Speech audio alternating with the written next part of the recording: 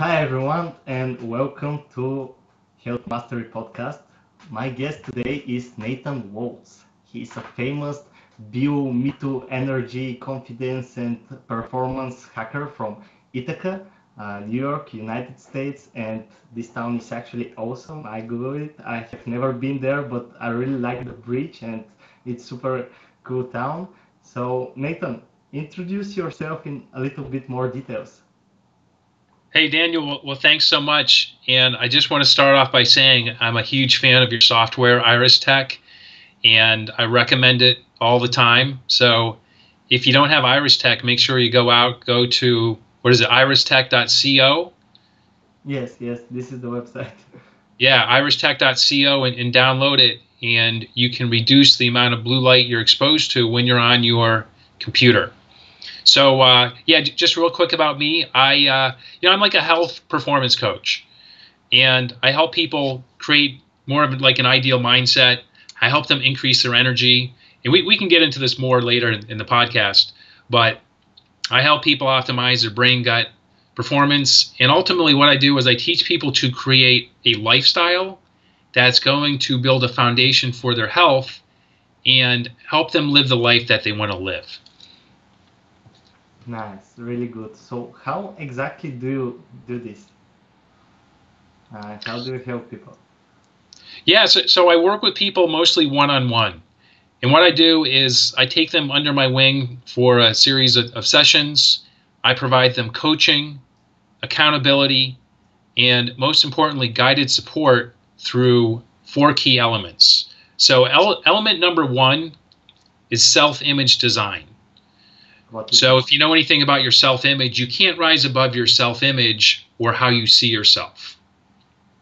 So for example, if you don't see yourself as a healthy person, if you've been heavy for most of your life, or if you've been dealing with sickness for many, many years, you form a self-image of, I'm a fat person or I'm a sick person. And you can almost get trapped with that lifestyle just from that self-image that you formed. So one of the first things I help my clients with is to intentionally and consciously build a new self-image. So one that's going to move them forward, and one that's going to have, for example, maybe you're not confident. You can actually build a self-image of being confident, of being healthy. And when you have a self-image of a healthy person, guess what? You do more healthy things. You have healthier habits. Right? When you see yourself as healthy, you don't try to be healthy. That's who you are. So you're automatically doing those different things. So that's element number 1. So element number 2 is energy optimization. So a lot of people that follow my Facebook page or read my blog know that I talk a lot about mitochondria. So mitochondria is the powerhouse of the cell. That's how you make all of your energy. So I teach people through nutrition, optimal movement, and different biohacks to increase the energy that their body is making. Can you tell me more about mitochondria hacking and mitochondria health? Because a lot of people talk about this, but normal people actually don't understand it, or at least people outside of the United States. Yeah, sure. So in each of your cells, you have hundreds to thousands of these little mitochondria. They make ATP. So your body uses ATP to do energy. So, think of your iPhone, right? You need to have a charge, or your mobile phone if you don't have an iPhone, but you need to have a charge to talk to people, to go on Facebook, to run your different applications. And what do you do when your iPhone battery starts to run low? You charge. Well, let's say you don't have a charge. So a hack you can do on your iPhone, if your battery's running low and you don't have access to a charge and you don't want it to run out, you turn off all the applications in the background. Yes. You know what I mean? Does that make sense? Energy saver mode. You enter energy saver mode. You go into energy saver mode. And your body does the same thing. So when your body doesn't make enough energy, it goes into energy saver mode, and your applications, so some of your applications are to make hormones. Some of your applications are to repair cellular damage. So when you eat really bad food, you're causing inflammation, you're doing some damage to your body. When you are exposed to chemicals, so maybe you drink water that has mercury or lead in it, that causes damage. And there's an energy cost to repair that damage. So when you're going through life and your mitochondria aren't working well, you're going through life in energy saver mode, and not all of your applications and programs are working in your body. And the fewer applications and programs you have working in your body, the less well you work and function. So it shows up differently for everyone.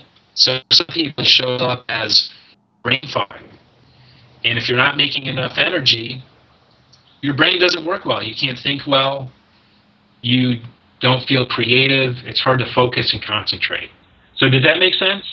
Yeah, this was actually one of the best explanations of ATF and mitochondria, but I'm not sure if my internet is slow or your internet, but the image started to look a little bad. Is this from me or?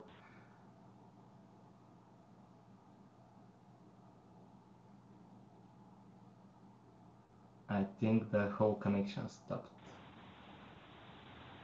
Can you not see me right now? I can see you fine. Yes, I see you, but never mind.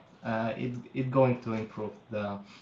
So I read about your story, but I'm interested in you telling it to other people. How do you started with all these things? Yeah, so I had a corporate job for a total of 20 years.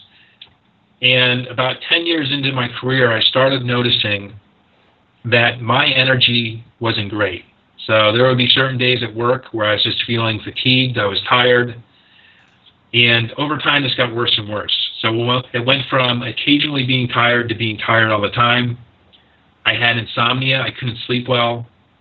I started having gut problems, so I would eat food. It seemed like every time I ate food, my gut would just be kind of torn up, and I had to run to the bathroom or just have stomach upset. I had chronic back and shoulder pain. And over the years, all these things got worse and worse. Then I started having anxiety, brain fog, and a little bit of depression. So over the years, I would go to my doctor, who was a general practitioner, and I would just say, "Hey, doc, I'm not feeling great. Something's not right." And he would just run standard blood tests.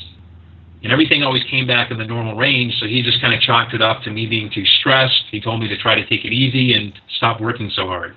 And that was true. I was working hard, but at the same time, I was only in my mid-30s when all this stuff started to get really bad. So I felt I was way too young for all this stuff to be happening to me.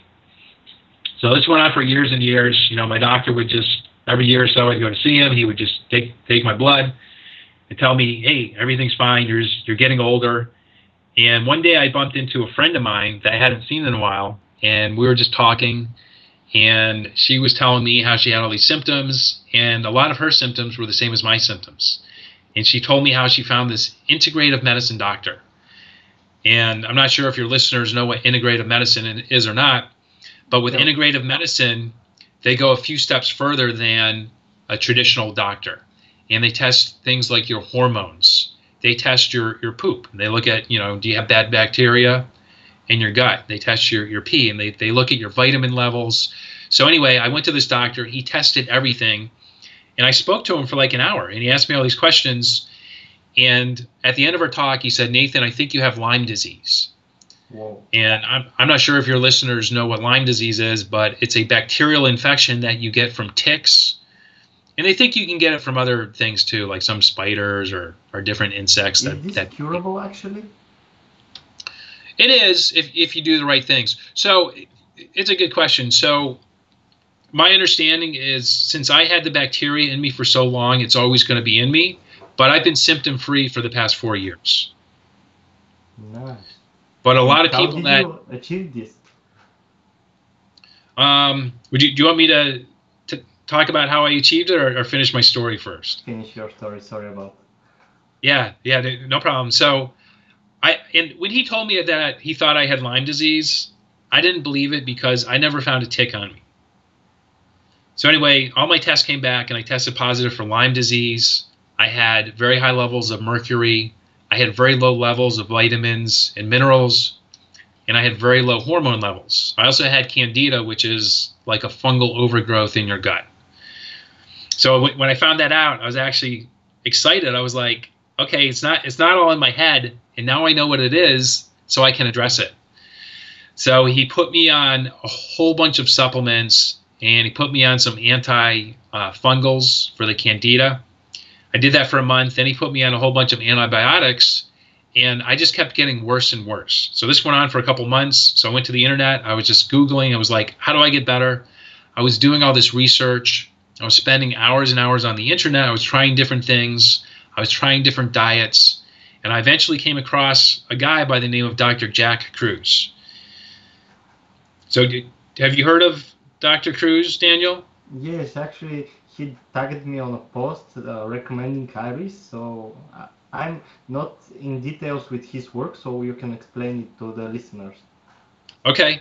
Yeah, so Dr. Kruse is a neurosurgeon, and he has a very technical blog. So if you go to his blog and read his blog post, they're very scientific, and they have a lot of the medical vernacular in his blog post, because this is what I also found about that.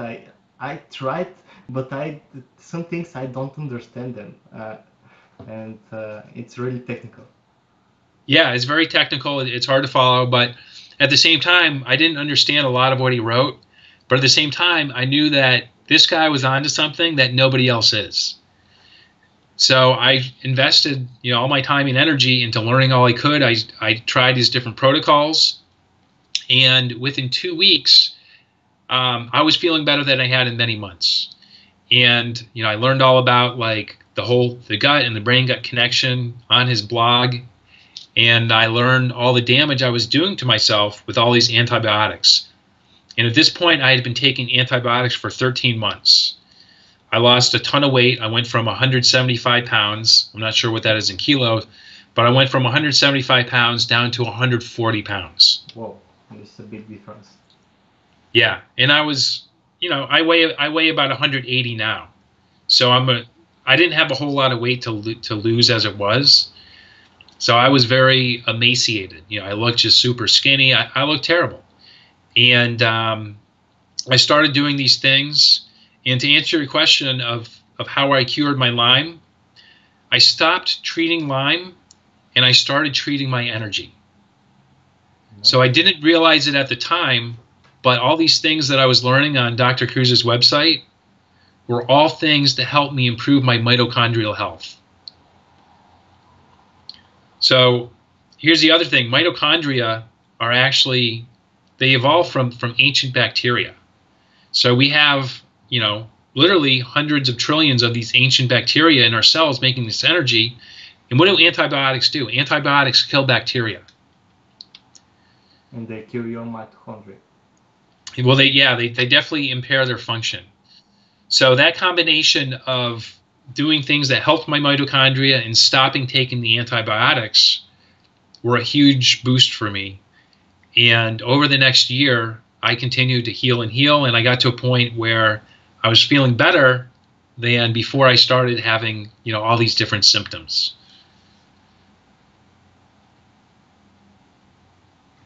I just don't want to interrupt you, but I'm so interested now.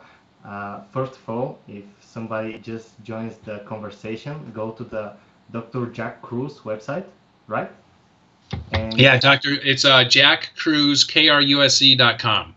And treat everything, because yeah, well, Daniel, let me give this recommendation to your listeners. It's a lot easier. He's been interviewed by a lot of different people. So I've done 2 interviews with him, but search his name like on YouTube and go to like the podcast application and listen to his podcast. Watch his YouTube videos first, because he's a lot easier to follow when he's interviewed, because he does a much better job of explaining these things in more basic terms.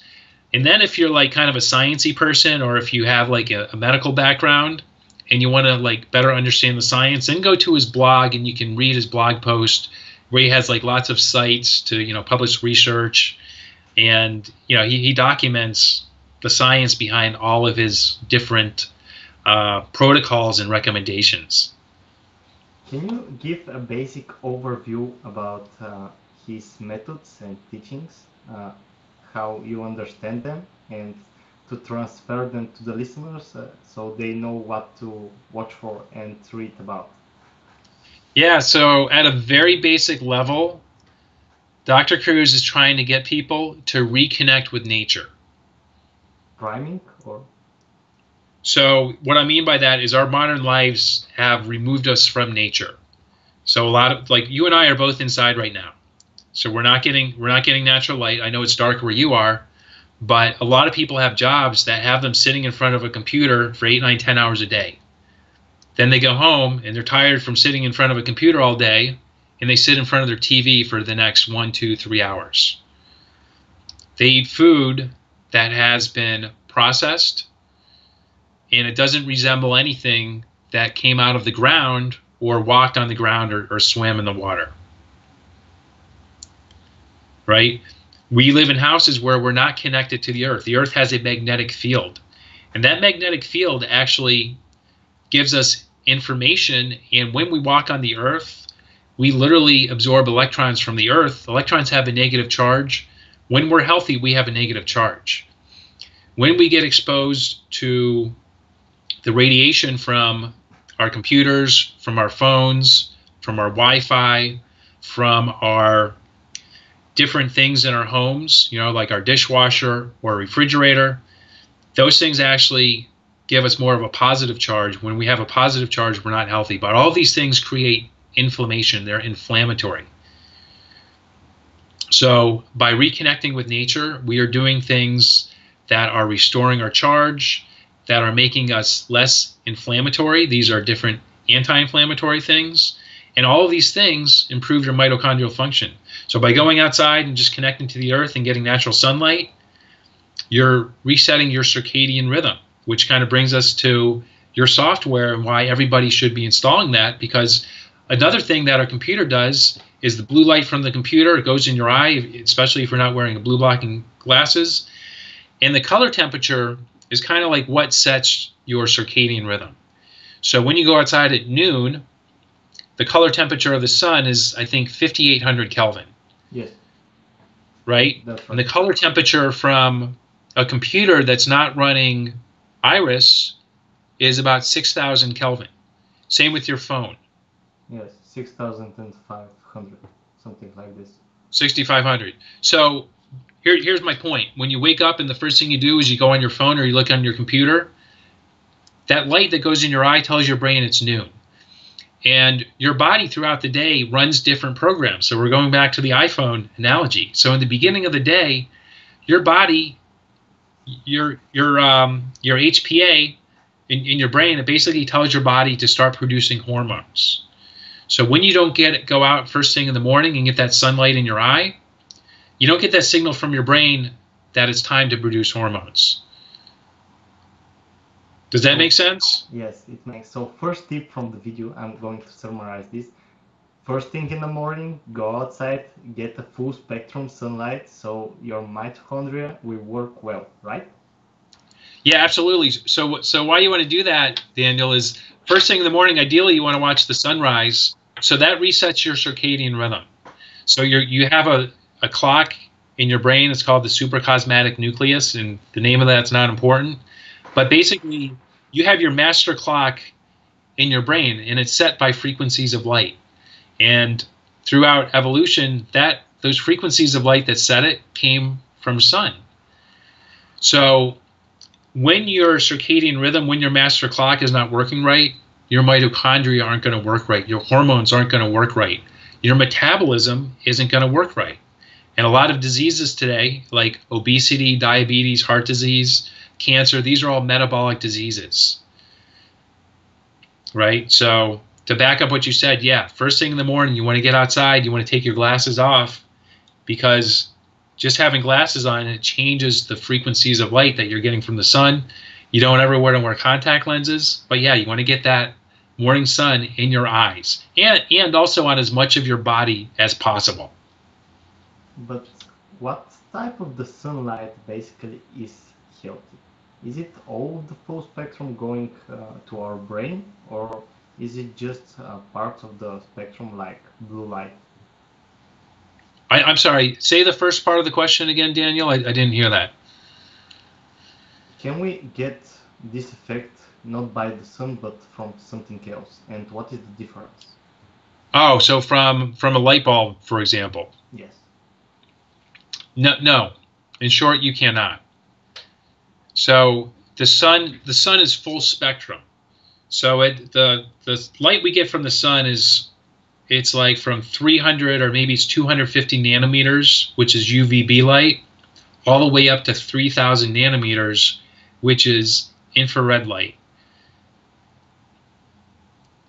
So if you go to Google, for example, and you search spectrum of light bulbs, and you look at the spectrum of light from a light bulb, and you compare it to the spectrum of light from the sun, they're very different. I actually can show this to the listeners right now. Yeah, that'd be great. I have it on my website because I wrote also about these things. I think it's here or here. You probably don't see this, but I'm showing this to the listeners. This is the sunlight spectrum. You see all the colors, and this is the different light sources. For example, you see how the LED light is too much blue light, and incandescent light is too much red light, and you need something like the daylight, which is made for humans, right? Yeah, I mean, I can't put it any better than that. It's made for humans. It's made for all life on Earth. So plants, insects, animals, everything that's alive on Earth is designed to work best under sunlight. I'm asking all these questions because basically with Iris, this is actually what I try to do. I'm lowering the blue light even during the day to try to make the spectrum from the monitor more like the sun. So even if the person don't want to be healthy, I'm trying to make him a little bit more healthy. Yeah, absolutely. Because so when you take the sunlight at its whole, it's healthy because it's balanced. So the blue part of the sun, the UV part of the sun, if you just take those individual parts, they can be very harmful. They can cause a lot of damage. But the red light, 42% of it is infrared light, which is very regenerative. So you're undoing or you're fixing that harm caused by the UV light from the sun, caused from the blue light from the sun. So if you look at a research paper and they only look at the UV part of light and they're saying this is unhealthy for you, it's not the same as getting UV from the sun, because you're also getting that red light or infrared light, which regenerates. It undoes the damage. And same with blue light. So blue light on its own, the worst part of the blue light is from 435 to 465 nanometers. And your screens and your tablets and your phones, they peak at 455 nanometers. Yeah. Right? Because so you're getting kind of crystals work. You're talking about the time crystals in your eye? No, I'm talking about the liquid, the LED crystals, right? Right. Yeah. So they have a spike, and then Iris basically cuts down that spike and increases some of the red to make it healthier. What other first tip? Go outside, get sunlight, right? First thing in the morning. What is the second tip you're going to give the listeners? Well, so in addition to first thing in the morning, you want to be getting sunlight throughout the day, right? So first thing in the morning, and you're not just like looking outside for 2 seconds. You want to get out there for 15, 20 minutes. Or you can, if you're live in a home or an apartment and it's not easy for you to get outside, at the very minimum, open a window so that natural light is getting into your eye. Then throughout the day, you want to be getting breaks. So Iris is great. It's a huge help. But at the same time, every hour or 2 hours, you want to go outside for 5, 10, 15 minutes if you can do that, and get that natural light in your eyes to help reset. You also want to be getting as much sunlight. So I'm not telling you to burn yourselves, but get early morning sunlight so your body's making vitamin D, because we know from research, the higher your vitamin D levels are, the better your immune system is, and the fewer disease you're at risk for getting. So we know that all-cause mortality, so all causes of death, go down the higher your vitamin D is. Okay, so sunlight is number one. Number two is you want to be drinking lots of good pure water. Okay, so just being dehydrated, for example, can cause fatigue. So if you're dragging at your job and you're getting through the day on coffee and Red Bull and different energy drinks, those things are giving you a short-term spike. Got your water, Daniel. Awesome. They're giving you a short-term spike, but you're not getting that steady energy throughout the day. So if you want to perform optimally, you need that steady, consistent energy, not those kind of up and down spikes, because you might have a spike where you're performing really well, but then you crash and you're not doing anything, or you're performing at 50% of your potential. So you want to be drinking lots of pure water. That's number two. But you shouldn't drink it all at once, right? Or no?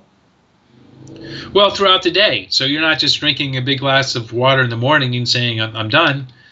But kind of like the rule of thumb is half your body weight in ounces. So in Europe, this makes like 2 liters per day?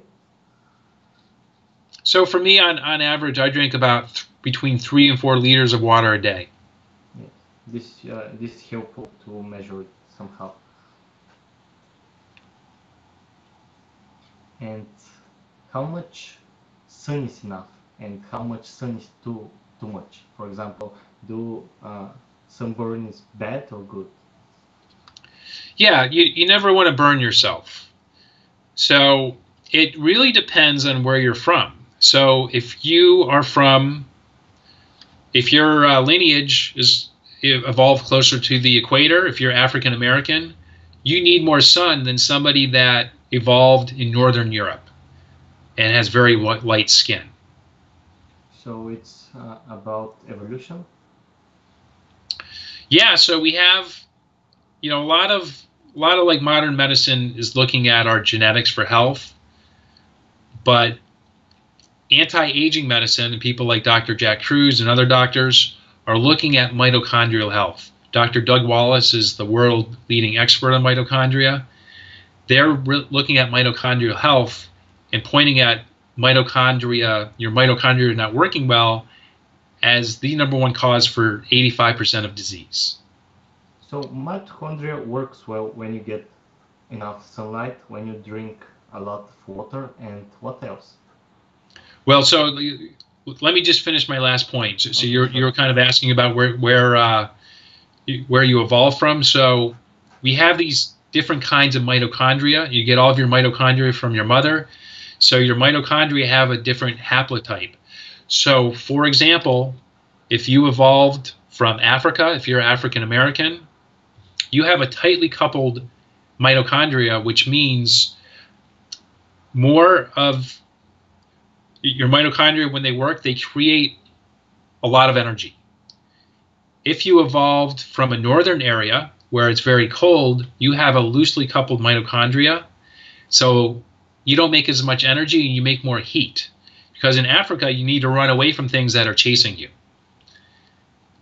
Where you live and there's a lot of snow, you need to make more heat so you don't freeze your butt off. And which people live longer, actually? This is my question. Yeah, that's a good question. I don't really know, but so it depends on what they do. But if you look at like these populations as a whole, I'll have to look into it. I don't know. So depending on where you live, you need to do different things to live longer, right? Or no? Exactly. So if you're African American and you live in a northern climate and you live in Canada, you're going to have a tougher time than, let's say, you're twins. and you have one twin brother that stays in Africa, and you have another twin that moves up to Canada, that twin is going to have a much harder time because that kind of mitochondria requires a lot more sunlight.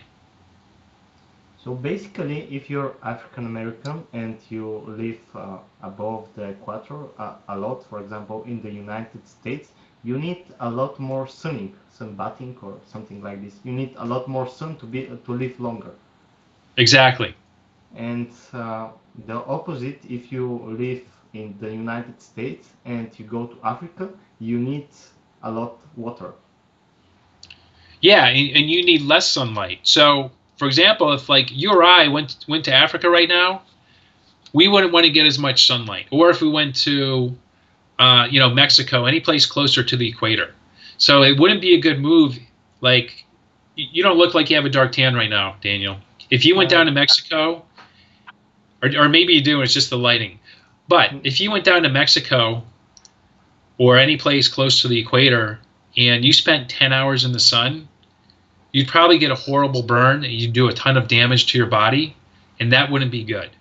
So it all depends on your own personal context. Does that make sense? Yes, it makes a lot of sense.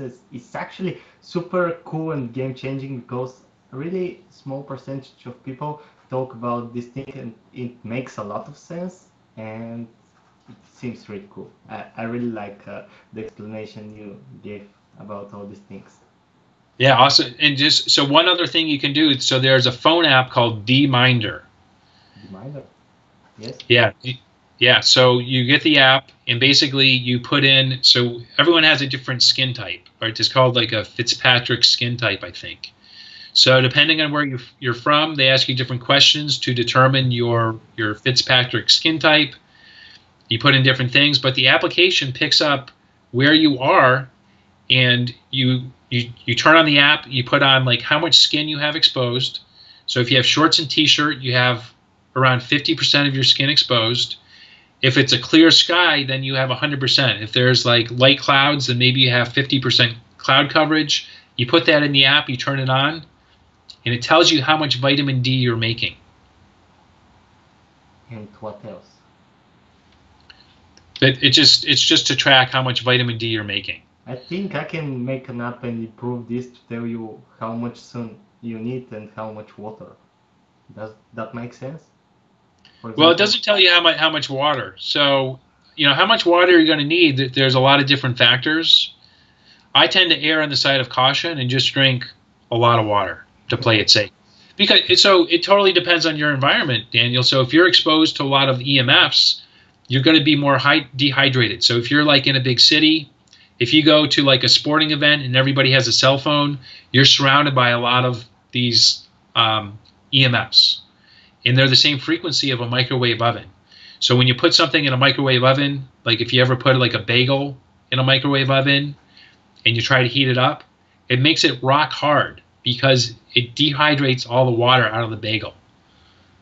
So basically this is what EMFs are. They emit electromagnetic fields and they're unhealthy for us because they dehydrate us and our mitochondria, right? Yeah, they dehydrate you, they cause inflammation, your cells have these things called voltage-gated calcium channels, which kind of, it's gate and it's controlled by, it's the, you get, a cellular. The connection went really bad. These EMFs from your phone also control and, they open these channels in your cell. It leads to a whole host of other problems. So I'm trying not to get too technical, but in a nutshell, it causes inflammation. The more inflammation you have, the more symptoms you're going to have. Can you can you say this again, because the connection went bad from your side and the listeners didn't hear this, and I'm not sure I hear this correctly. I'm sorry. I'm really sorry. Oh, no problem. So EMFs, in a nutshell, they cause inflammation. Inflammation. Can you hear me better now? Yes, on your skin or on your whole body? Well, they pass right through your body. So, for example, if you're, let's say you have your phone and you're trying to hook up to Wi-Fi, and the Wi-Fi's 3 rooms away from you in your house, that Wi-Fi is going through the walls, right? So it's a frequency of light, but you can't see that light. And it's able to travel through walls. It also travels through your body. It's like so think about when you put, like an X-ray. But think about when you put food in a microwave oven. It heats that food, but it also dehydrates it. So I don't recommend you use a microwave oven, but lots of people, if they heat up food in a microwave, they'll take like a wet paper towel and put it on top of the food to eliminate some of the moisture that the food's losing, right? So when those frequencies go through your body, it dehydrates you as well.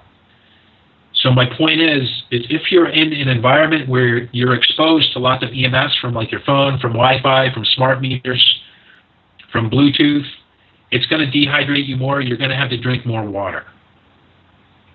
EMFs are close to radio waves or to X-rays?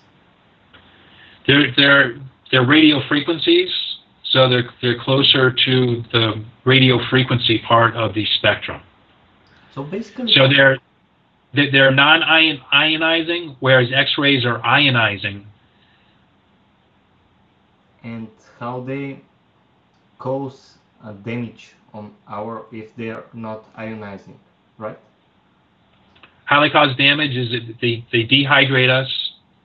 Our cells have these things called voltage-gated calcium channels, which is, think of like if you've ever gone to somebody's house and they're a rich person, they have a gated house, or you go to like a gated community, right? You go to the gate, and the guard has to open that gate, right? And they do that. They press a button. That button sends an electric signal to the gate to open it.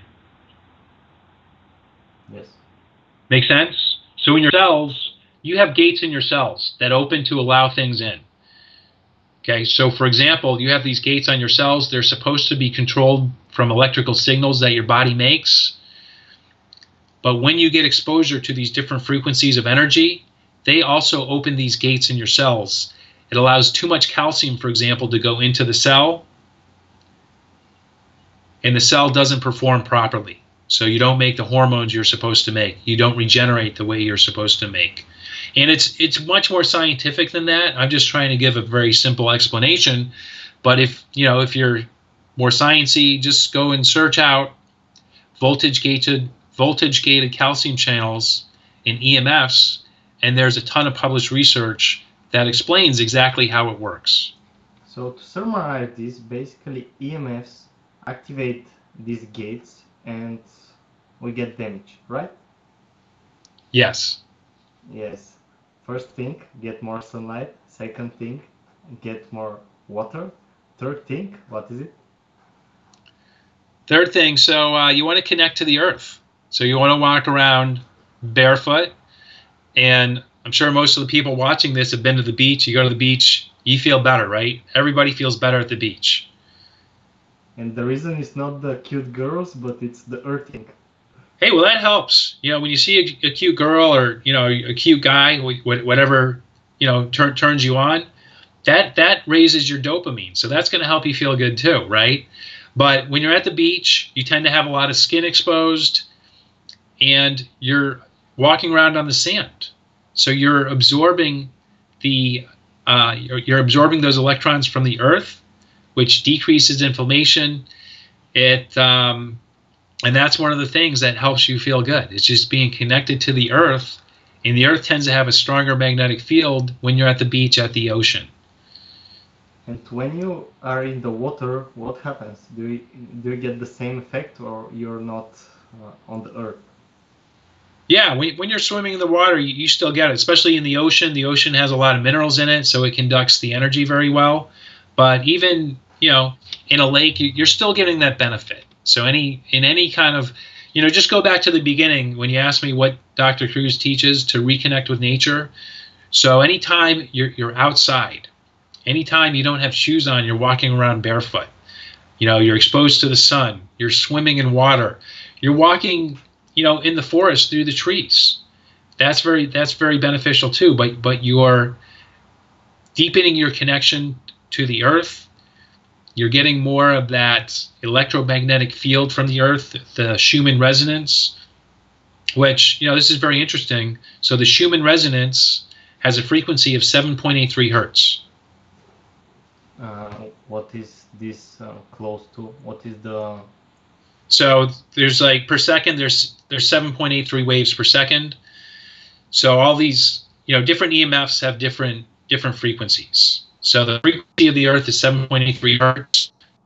In our brain, we have different brain waves.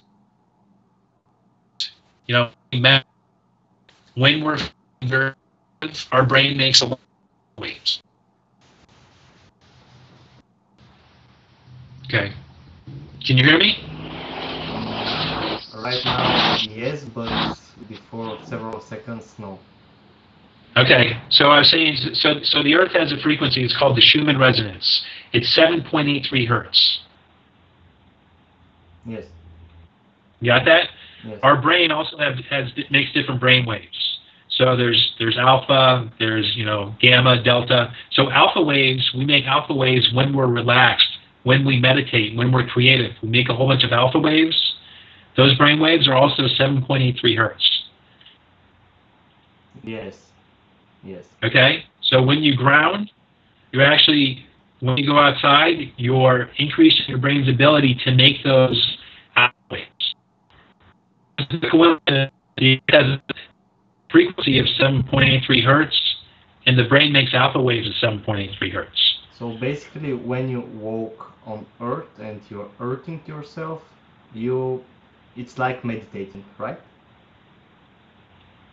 Well, it helps. It helps you make more alpha waves, so you're going to have an easier time meditating if you're outside, sitting on the beach, or if you're in the forest, if you're by a waterfall. You're going to have an easier time meditating there than you would in your home sitting next to your Wi-Fi router under artificial lights. Can we produce the same wavelength and get the benefit? So, that's a good question. They sell things, they sell Schumann resonators that, so some people will buy them, they'll put them under their bed, and it makes a frequency of 7.83 hertz. I haven't personally used one. I know some people that have used them. I've heard some people have had very good results, and I've heard some people that have. So it's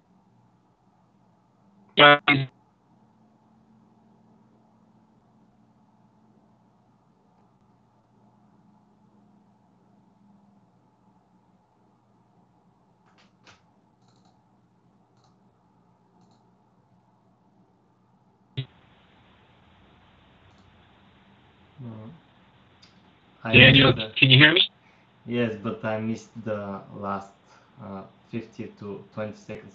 Can you try actually to stop your camera?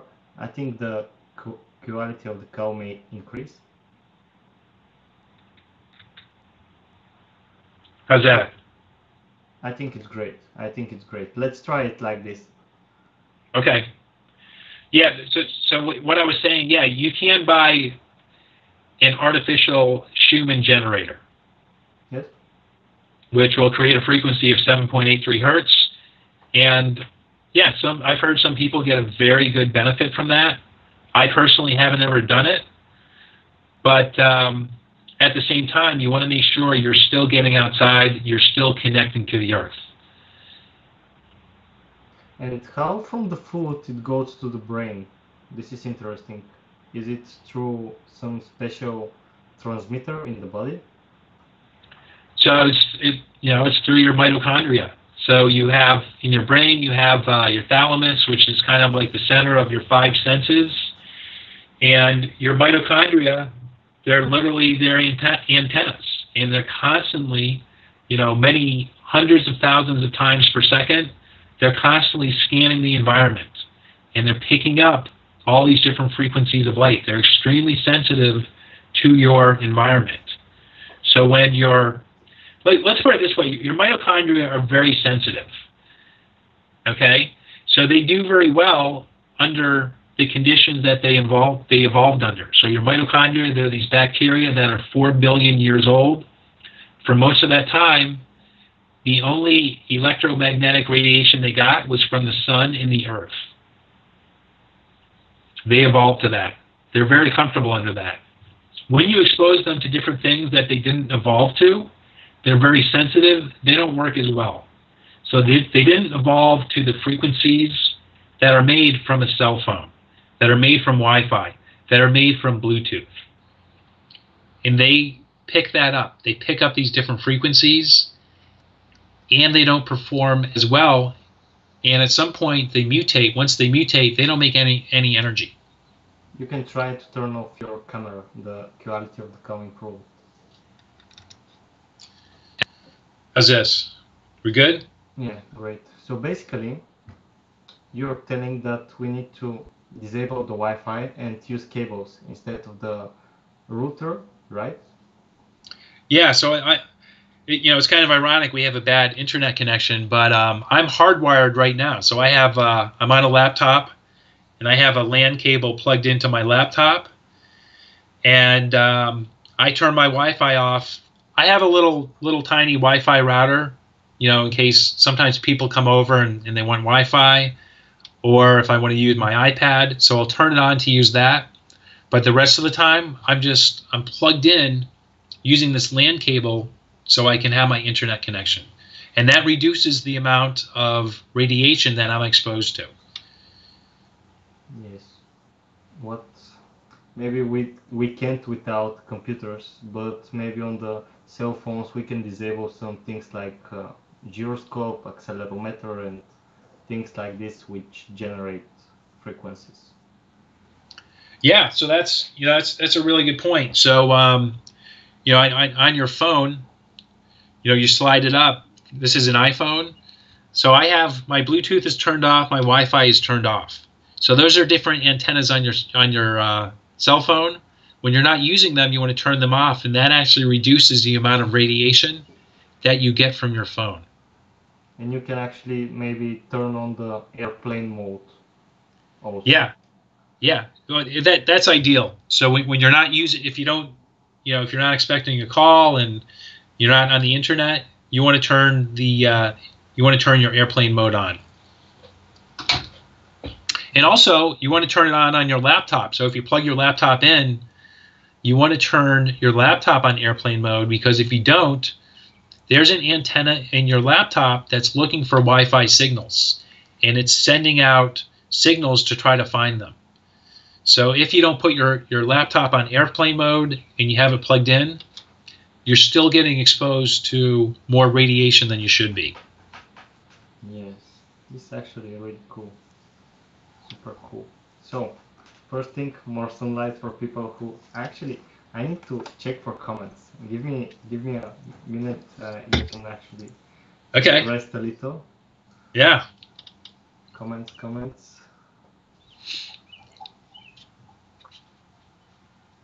I live in Canada and the cold works wonders. And in Canada we have good water, so it's good if you take advantage of these two things. Also, during the winter we need to eat in season, and those are the best ways to hack our environment. Is this correct? Actually, my English is super bad, but it's not my native language. Yeah, so for the first part, so where I live in New York, we have very cold winters, and they're not as cold as they are in Canada, but we don't get a whole lot of sun here. So we don't get, your body makes vitamin D using UVB light, and there's no UVB light in the winter here. So to increase your body's energy production, what's a hack you can do? More cold exposure. And that all goes back to connecting with nature, right? If you go back a couple hundred years during the winter, people were exposed to a lot more cold than we are now. Now we have heated houses, we have heated cars, we have these big goose down jackets, and a lot of people never experience the cold. But one of the things I did to reverse my chronic Lyme disease was I did ice baths. Ice baths? Yeah. Yes. So the reason for that when you expose yourself to cold, that also increases your mitochondrial function. So when you're getting less sun, you can get more cold, and that's going to help with the lack of sunlight. It's going to help your body to make more energy. How this is connected to the mitochondria activization, if I can call it this way? Yeah, so let's. Yes. When you submerge yourself in the cold, what do you do when you shiver? I'm not sure what this word is actually. When you shiver, when you're really cold, you're moving, right? Yeah, so your mitochondria, they release infrared heat. So have you ever gone to like a party, and all of a sudden the room that the party's in, it's really hot? It's really hot right now here. Yeah, but have you ever like gone to a party and it's, you go to the room and it's not hot? Can you stop the camera, please? I don't want to miss anything in the connection. Just okay. Okay. Is this better? Yes, it's perfect. Yeah. So I'm giving an analogy here just to make it easier to understand. So, have you ever gone to like a room at the start of the party, and the room's not that hot, and then more people get there, and all of a sudden the room's really hot? Yes. Why? You know what I'm talking about? Yes, I know it. The more people, the more less air. I don't know. Yeah, well, so what's happening is, people are talking, they're moving, their mitochondria, their bodies are releasing infrared heat. Oh, I get it. It's so that's heating up the room when you're moving, right? Yeah. So there's a point to that. So the reason I mention that is because when you expose yourself to cold, you shiver, your mitochondria release infrared heat. It's not the same. They release infrared heat. That infrared heat goes. The cell has water. Water in a cell behaves differently than the water in the glass that I'm drinking right now. Okay, so when you heat up water in a cell, it actually makes the cell. It makes it gets smaller. Okay. The cell gets smaller. Yeah. And when it gets smaller, it brings the proteins in the mitochondria closer together. And the closer together the proteins are in the mitochondria, the more heat peak.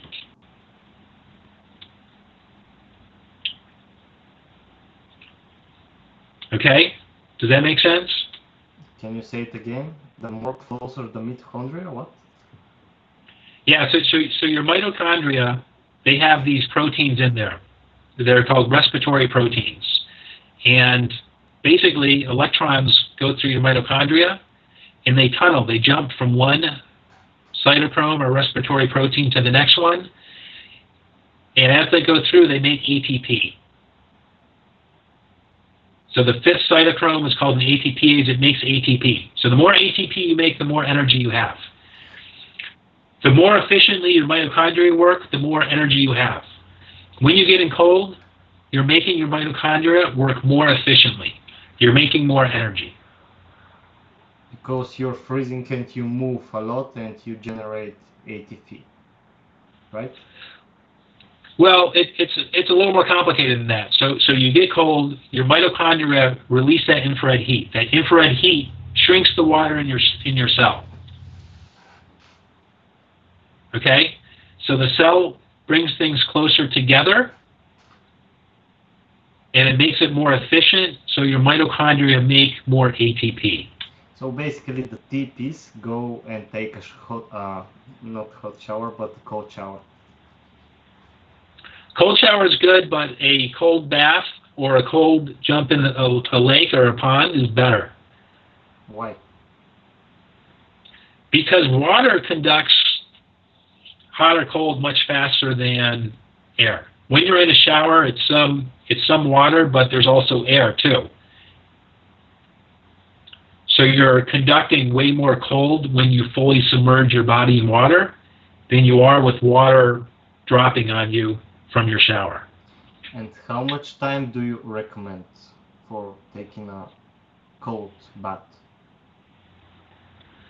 Well, it depends on how cold the water is, and it depends on how adapted you are to the cold. If you've never done it before, you want to start off at 50 degrees, 50, 55 is ideal. But even if you're kind of like a scaredy cat with the cold, even doing like 75 degrees Fahrenheit, which is, hold on, let me just convert it real quick for your listeners. The connection is good again. You can turn on the camera. Okay. Hold on just one sec. This is super funny. With my live podcast, it's super broken.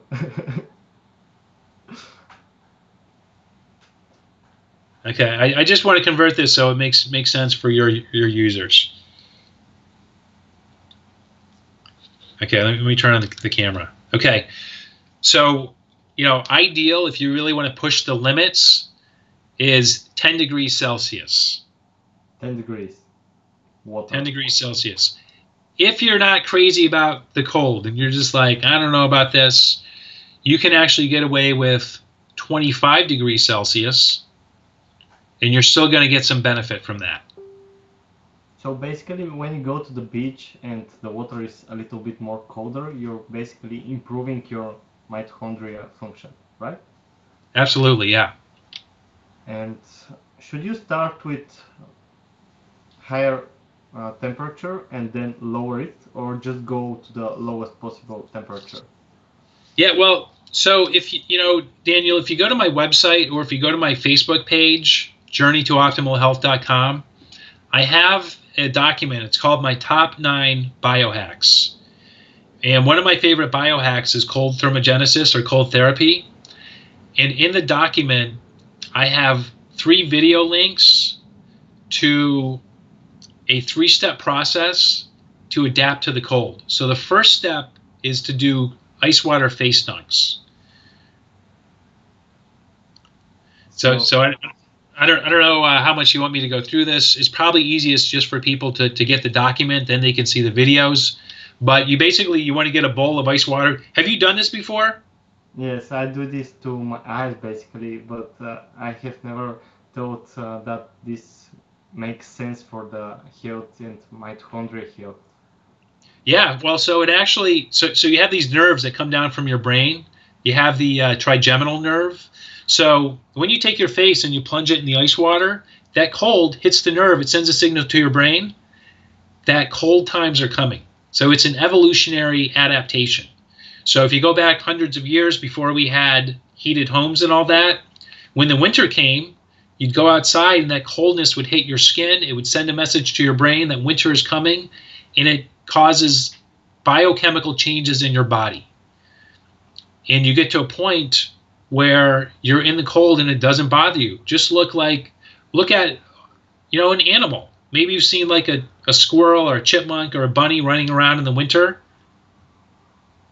They're a mammal, we're a mammal. So they have the ability, to live in the winter and not die. We have the ability too, but we've lived in comforts for so many years that most of us have lost that ability.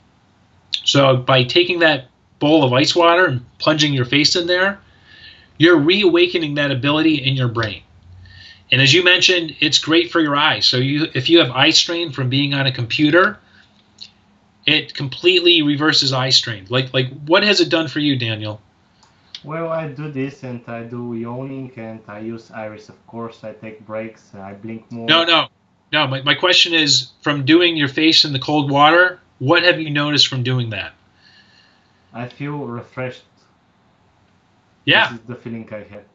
Refreshed. Yeah, you feel refreshed. Recharged. Yeah, so it increases your energy. It's good for your eyes. It increases your dopamine, so it makes you feel more motivated. It has tons of benefits. I've heard from people that have anxiety, they do this after a couple days. They're like, my anxiety is barely there anymore. For people that have trouble motivating themselves to exercise or to eat better, people have told me, just from doing this practice, I feel more motivated to do what I know I should do, but I'm not doing it now because I'm not motivated.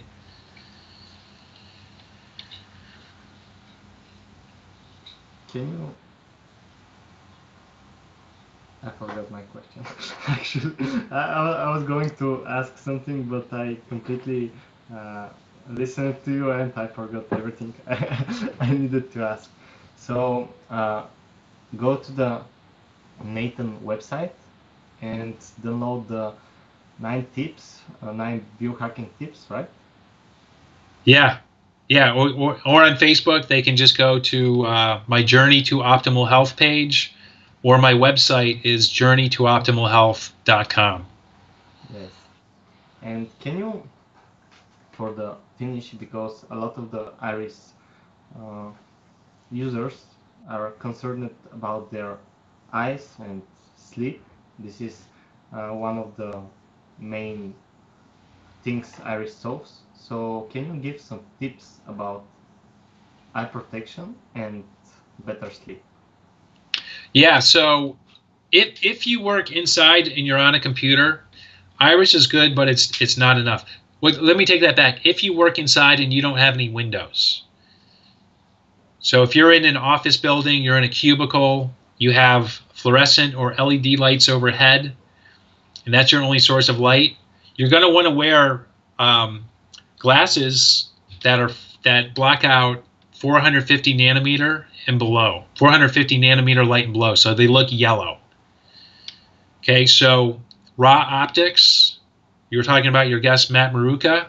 Yeah. So Matt Maruka, he has a company called Raw Optics, which is the premier maker in blue blocking glasses. There are some other good companies too, but Raw Optics is my number one that I recommend.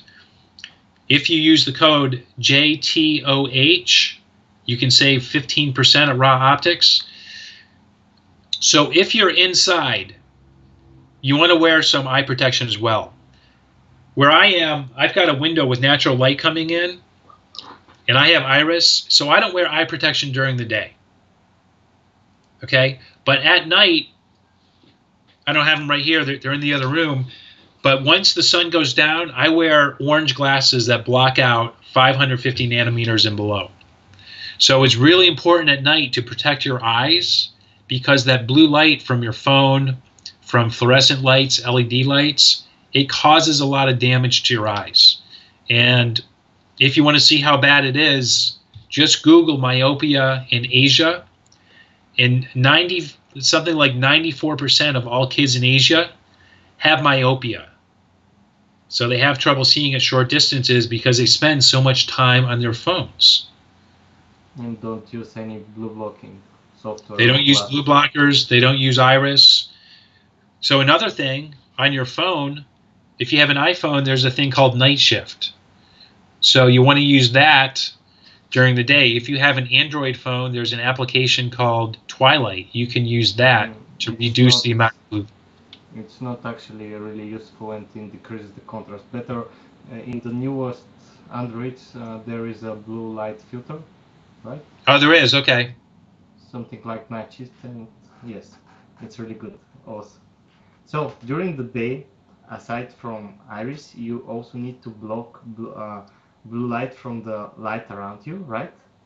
Yeah. And so, well, Daniel, it depends on where you work. So I work out of a home office. In my home office, I don't have any fluorescent lights or LED lights. I'll give another hack that I don't share with everyone, but I'm going to share with your listeners because I like you. I have a black light behind my computer. So a black light, it's like a purple light bulb, but it's UVA light. UVA. So UVA light. What's that? I just repeat what you said. Yeah, so it makes UVA light, and UVA light, the reason I want you getting morning sunlight in your eyes is because about an hour after sunrise, UVA light enters the sun spectrum. When it goes in your eye, it makes dopamine, melatonin, and serotonin. It also makes melanin, which gives you a tan. So in order to improve your sleep, you get that morning sun, you make more melatonin, and it helps you sleep better at night. And during the day, you use iris on your computer to limit the blue, but you also want to block the blue that you're getting if you work in an office setting that has like these fluorescent or LED lights. This is super nice. The whole episode was super nice, super awesome. You're super awesome. Can you just all the listeners go to the Nathan website? I'm going to publish it in the comments or in the description everywhere basically, and about Jack Cruz and all the things we talked about. But can you just say a little bit about the other biohacks just to increase the listeners' interest to know the guide? Well, talk about some other biohacks that I recommend? Yes. So one of my favorite biohacks, especially during the winter when I'm not getting a lot of sun here, in addition to the cold's one of my favorites. During the winter where I live, it gets to be in, minus 10, 15 Celsius. Not all the time, but we have some very cold days. And I rarely wear a jacket during the winter because I've adapted my body to the cold.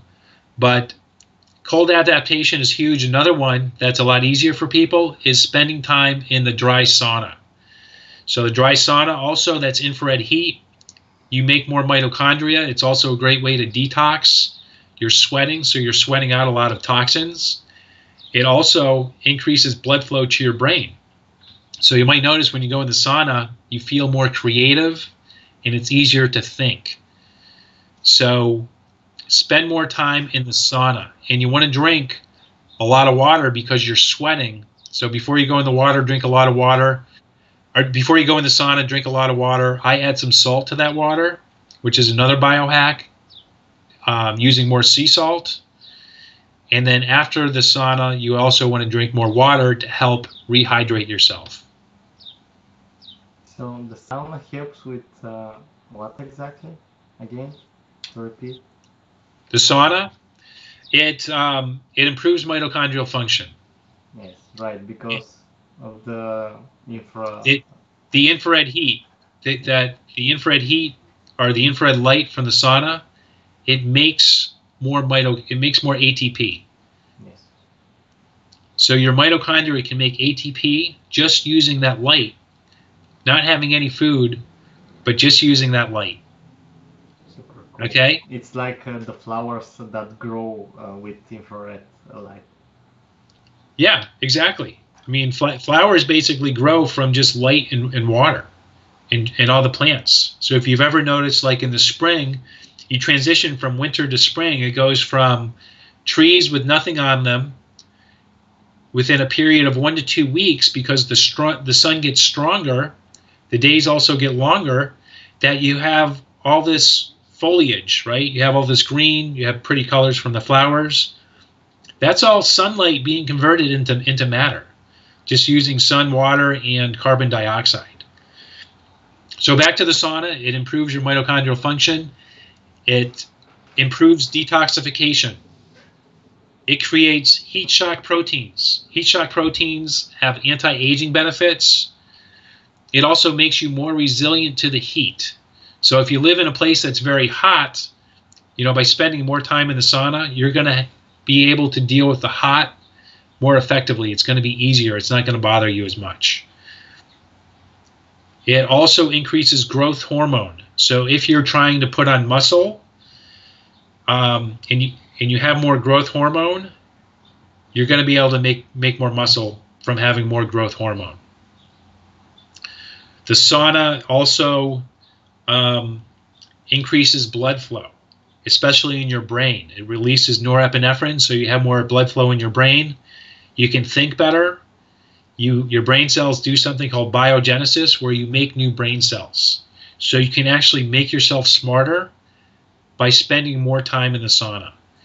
Now, just one tip. You want to sit as far away from the heating unit as possible, because that thing puts off EMFs. Really? Yeah.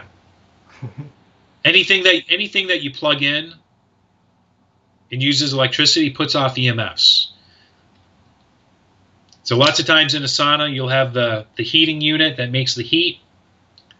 Here, you want to sit as far away from that heating unit as you can, so you reduce that exposure to the EMFs that that thing's making. So basically, a lot of people think that sauna is for burning calories and for decreasing fat, but this is actually the side effect of the growth hormone and the side effect of the activating of mitochondria, right? Yeah, absolutely. I wanted to ask about the adaptation to cold. Can you? I think a lot of people are concerned about getting cold or getting a flu from the cold. Is this wrong assumption or? Yeah, I mean the getting the flu, that's a virus. You can't get a virus from cold air or cold temperatures. You get a virus from somebody else that has that virus. But the other benefit of the cold is it increases your immunity. So that's like a wives' tale or just a myth that if you go outside without your hat on and you get cold, you catch a cold. It's not true. At the same time, if you haven't adapted to the cold, you don't want to go for a 10-mile walk or a 5-kilometer walk in the middle of a forest. So be smart about it. But why not? You're not going to adapt. You're going to die or what? Well, yeah. I mean, you might get hypothermia. So the problem is hypothermia, right? Not hypothermia. Yeah, that's like from excessive cold exposure. So my point. You'll probably be fine, Daniel. You'll get cold and you'll be like, oh, I'm going to go back to my car or whatever. But you might get lost in the forest. So you don't want to get lost in the forest in the winter without a jacket on.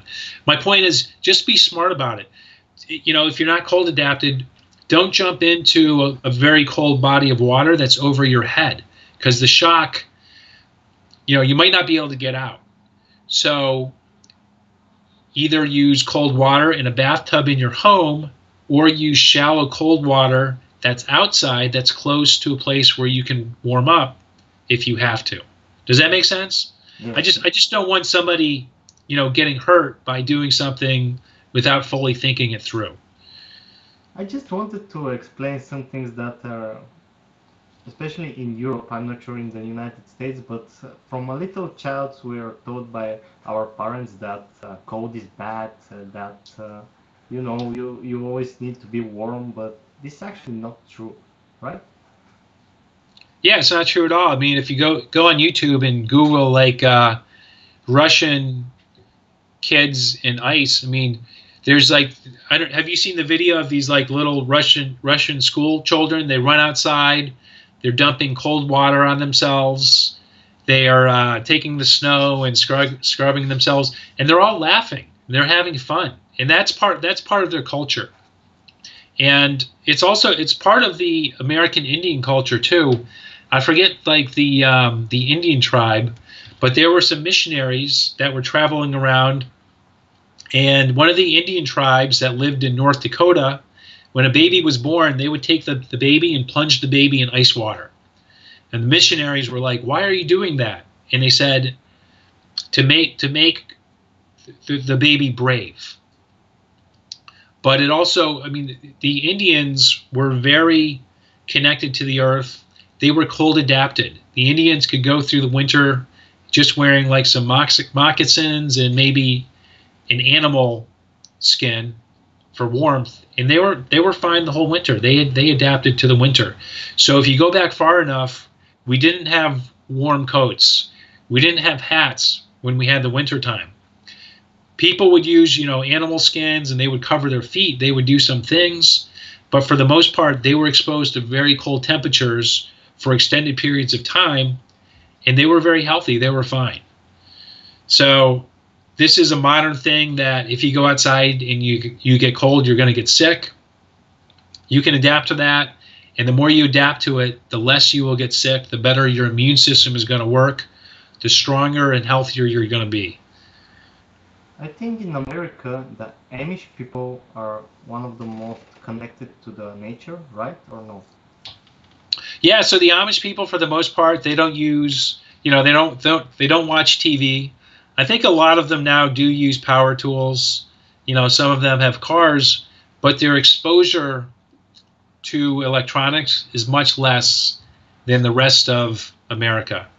And it's very interesting when you study like the Amish children, they have much lower incidence of disease and sickness than the rest of the American population. So you have to ask yourself, why is that? And it's, you know, to your point, they're much more connected to the earth. They don't have all these chemicals, you know, they're not on their phone from the time they're 2 or 3 years old for the rest of their life. They use candlelight at night. You know, they don't have these fake lights for the most part, and it makes a really big difference in their health. Cool. I know that we spent a lot of time talking, so if you want, we can just say bye now, and I'm going to stop the recording, but I just can't stop asking and wanting to learn more.